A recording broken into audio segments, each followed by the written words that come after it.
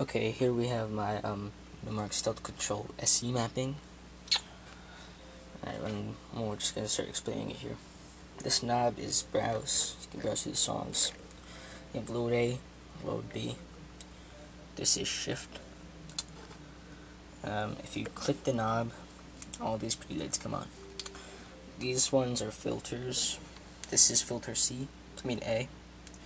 This is filter B. This is C. This is D. And this is key for A, and this is key for B. And that's just, I just have those there for key lock, or if I'm on, yeah, that's pretty much it. If you click it, you can go through the trees. So I'm gonna load up instrumental over here,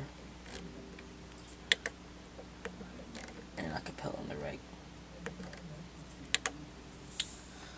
Okay, so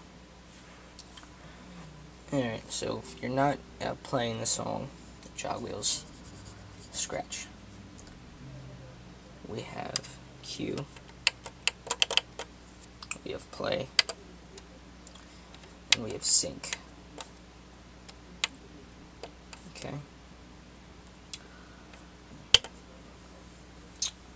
We have crossfader, line faders, EQs, gains, master volume, headphone mix, headphone volume,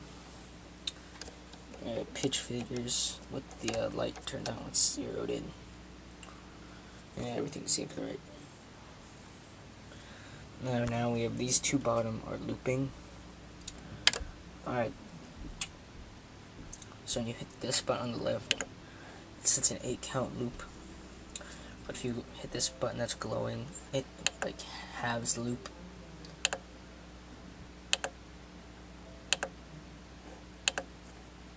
Or if you hold shift and hit the half, it multiplies it by 2. If you hit the loop 8, it's loop active.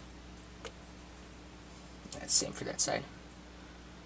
What the hell? Okay. Now these are instant effects. If you hit the left, it's a slicer. Now hold on. And now you can hear it kind of. And this one on the right's an echo freeze. And same for the other side. And if you hit shift, it's a toggle for effects 1 or effects 2. Up here we have headphone cue.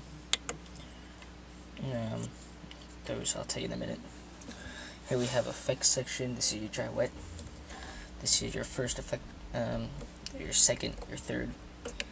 Effects on. If you hit this, that changes it to effects to control the slicer. This is dry wet. First parameter, second parameter. Same thing on the side. Then what we have here is something called fader effects mode.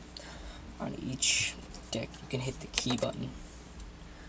It turns all the faders in the jog wheel to control the effects. What the jog wheel does is it controls the dry wet. So what we can do is this thing controls the first effect. So the first one's controlling a beat master.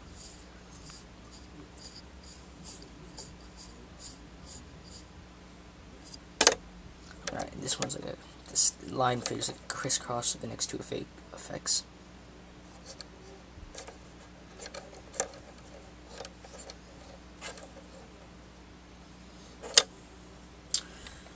You get it. Pretty fun. If you hit the slicer or echo buttons, it's going to turn the fader effects mode off. Alright, now if you hit the left sync button,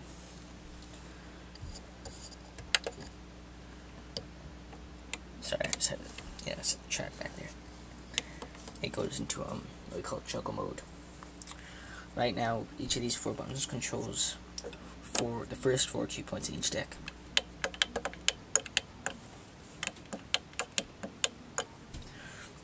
If you hit the cue pause button on either side, it goes to 5 through 8. I only have that in these ones. If you hit the set Q button, you can delete them. And if you're not in delete mode, you can just send back. That's for both 1 through 4 and 5 through 8. Just hit the sync again, it turns off.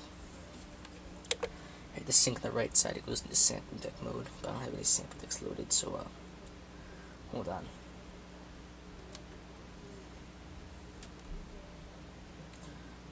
Okay, now watch when this button lights up when I set it down.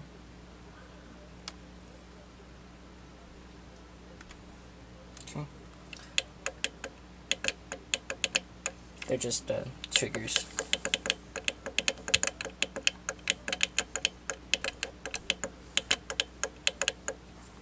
Nothing special in this mode except that these buttons do nothing for some reason. It would fix that, but now I have a Control S2 and I'm kind of too lazy to fix this mapping, so sorry about that for you guys, but the play still works. Okay. I think that's really all we have to cover here. Yeah. See you guys later.